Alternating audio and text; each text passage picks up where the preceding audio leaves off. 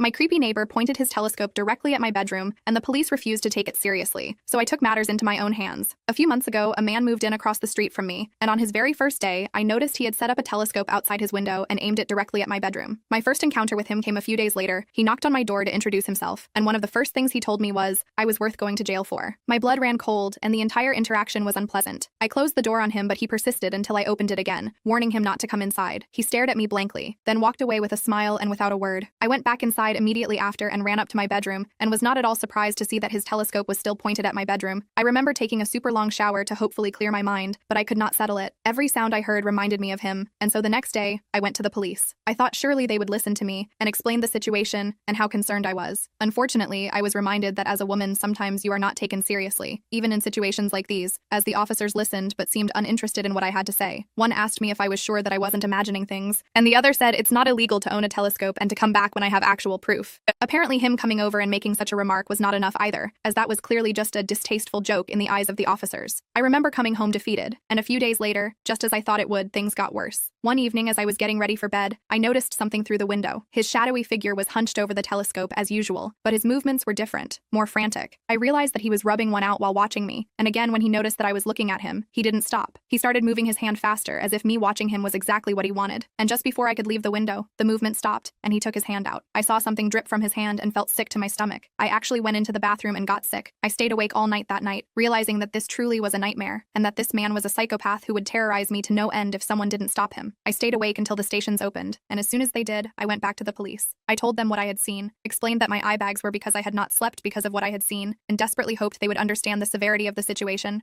I said that I was scared that he'd eventually find his way into my home somehow. I even told them about my ex and how he was a stalker. I went into detail about how after our relationship he kept visiting me at my job, kept running into me, leaving notes for me at my door. I said this all in an attempt to get them to understand. However, once again, I was reminded what it's like to be a woman. They told me that if I was so worried about him, then I needed to move or get better curtains. Another officer said that they needed concrete evidence, and my word just wasn't enough. It was clear that I wouldn't get any help from them unless it was too late. I knew I had to do something myself if I wanted the stranger to leave me alone. Weeks passed, and the stranger from the window tried to get closer and closer to me. I knew the second the gifts started appearing on my doorstep that this had gone too far. They were small things at first. Flowers, chocolates, a book I had once mentioned in a conversation at the local cafe when I was grabbing coffee with my best friend. Then, he started coming over and presenting these gifts to me in person. He would ask to hang out often, but I always told him I was busy. Things were getting extremely out of hand, and one evening he excitedly knocked on my door, holding a small box. He handed me the box to open. He seemed proud of himself. I found them together. They were in love, so I had to keep them together, forever. In the box were 2 frogs that he unalived himself and kept in a shoebox decorated in white. He called them Chris and Curtis. My stomach churned, and I forced a smile. I felt my insides boiling, however, and the taste of sick started creeping up on me. I have to go, I said, closing the door before running to the bathroom to get sick. He was a psychopath, a monster. Throughout this whole time, the telescope stayed there too, and I caught him looking at it on way more than one occasion. When he showed up at my door one evening with a stuffed animal and a creepy smile yet again, I knew I had to take matters into my own hands. If the justice system wasn't going to help me, I would have to help myself. It took a lot of courage for me to do this, but the best thing I ever thought of was to play along. I had deducted that if I was going to be friends with him, he wouldn't hurt me. He was way too infatuated with me to ever do that, even if I was just friends with him. And so that's what I did. I kept him at a distance but pretended to befriend him. I invited him over for coffee. I knew that my brother would be in town that weekend and had his number on speed dial. When he walked in, he tried to hug me, but I shook his hand and led him to the kitchen counter. We talked while we drank coffee. He told me that I had the most beautiful bedroom and that I looked even better so close up. We only sat in the living room when he came over, so I knew then that he was referring to the times he'd watch me through the telescope. I felt a shiver run down my spine and forced a polite, "Thank you." It was getting late, and I told my brother to call me at exactly 6 p.m. to have an excuse to kick the stalker guy out of my house. It was 10 minutes before 6 when I realized I didn't know his name. He told me it was Joseph, and before I could give him a fake name, he said, "I enjoyed my time here with you, Mia," and tried again to hug me. I shook his hand once again and sent him off. Hearing him say my name was sickening. I felt violated. This nightmare was becoming a lot to handle, and after that encounter with him, I kept thinking if this was really such a good idea. However, I was still determined to stand for myself, and so I kept going along with it. The next week, he invited me to his apartment to watch a movie. He asked if I had watched Silence of the Lambs before, and I told him no, and we agreed to watch it. The movie choice felt odd as a first pick, but I went with it. I noticed multiple times throughout the movie he would look at me, hoping that I'd look back, but I recognized that look. It was the dead fish stare that men give you before they tried to kiss you. I never returned the glance. Each time he invited me over, we'd watch a movie and order food, but over time I noticed something. He never let me into his room. He always kept that door firmly shut. I knew there had to be something in there that he didn't want me to see, because one night after, we watched a movie. I told him that I was going to use the restroom before I went back to my apartment, and as I got up to head to his bedroom, he grabbed my arm tightly and twisted it. I jumped. I turned around, terrified of what he might do next. He realized he was hurting me and let go. He smiled and told me that his toilet wasn't flushing properly at at the moment and that maintenance would be in to fix it soon. I told him no worries and got out of that apartment as fast as I could. I normally keep boundaries around him, but this time I had let it get too out of my control. But I knew that room held the evidence I needed to prove his obsession with me. It sickened me to think about what I might find in there, but I knew it was my only chance to put an end to this. One afternoon, I went to his house with a plan. I had brought a bottle of wine to drink while we watched another movie. We sat down, and I poured us each a glass of wine. Joseph immediately scooted closer, his thigh pressing against mine. He talked animatedly. I nodded and acted engaged in the conversation. As the movie played, Joseph's hand found its way to my knee and squeezed it. I stiffened, but he didn't seem to notice. Instead, he leaned in closer. His breath was hot against my ear and mentioned how alcohol made him feel more intimate. I forced a laugh. He whispered about how beautiful he found me and how long he had been waiting for that night. I excused myself for a moment and told him that I was fetching more wine. I was nervous as I discreetly slipped something into his glass. Returning to the living room, I handed him the drink. My heart was pounding in my chest. Joseph took a long sip, his eyes never leaving mine. Gradually, his speech slurred and I saw his eyelids starting to droop. He mumbled something about needing to lie down, struggling to keep his eyes open. Even while he was fading away, Joseph wanted me badly. He leaned in and attempted to undress me. His movements were clumsy and desperate. Just as his intentions became clear, his eyes rolled back and he slumped forward, his head resting heavily on my shoulder. I gently eased him onto the couch, watching as he fell into a deep sleep. My heart raced as I stood there for a moment, gathering my thoughts and the courage to proceed. Taking a deep breath, I made my way to his bedroom door. It was always firmly shut whenever I visited, but now with him unconscious, I knew this was my chance. I struggled to open the door at first. I noticed it was an odd-shaped keyhole and that it was locked. I panicked, looking for a key. I checked the kitchen drawers and the living room, and that's when I knew I had to check him. I reached for his pocket, afraid he might wake up. I couldn't find the key. I only found his wallet, a vape, and a pack of gum. I thought that maybe this was all for nothing until I opened the wallet and found the key stashed between his money. I felt overcome with relief and took the key to the bedroom. I hesitated for just a second before pushing the door open. The sight that greeted me was worse than I had imagined. The walls were covered in photos of me, some taken through the telescope, others obviously snapped without my knowledge. I saw photos of me in restaurants with my friends, and even some from inside of my apartment. There were drawings, notes, and even some of my missing personal items. He had built an entire shrine of me, and it made my skin crawl. I took photos of everything, documenting the disturbing collection. I went through his things, and I knew this was the evidence I needed. I slipped out of his house, leaving him to sleep. The next morning, I went straight to the police with the photo evidence. They finally took me seriously. The photos were undeniable proof of his stalking and obsession. The one who told me that it wasn't illegal to own a telescope said, "We failed you, and for that, I'm truly sorry. Your bravery in gathering this evidence has made a huge difference." Detectives examined the evidence and prepared to arrest Joseph. Turns out he had charges pressed against him by his ex-girlfriend for stalking her after their relationship. He was arrested later that day, and I breathed a sigh of relief. When they asked how I had gotten into his house, I explained our so-called friendship. I told them how he would come over to my house with gifts and how I would spend time with him so I could gain his trust. I even told them about Chris and Curtis. The officers were shocked but understood why I had to do it. As they led Joseph out of his apartment in handcuffs, I stood across the street, watching. He glanced over at me. He looked hurt and betrayed, but I felt nothing but relief. Update. I walked away from this whole situation with a lot of psychological scars and a deep fear of people. It has been over a year since it all went down, and although I am happy to say that I have dealt with the situation, I'm not happy to inform that the mark he left on me was so severe I now struggle with dating. I was so scared of my old house and that street that I spontaneously quit my job and moved out, living in my car for about a month until I was able to find a new home a few states away.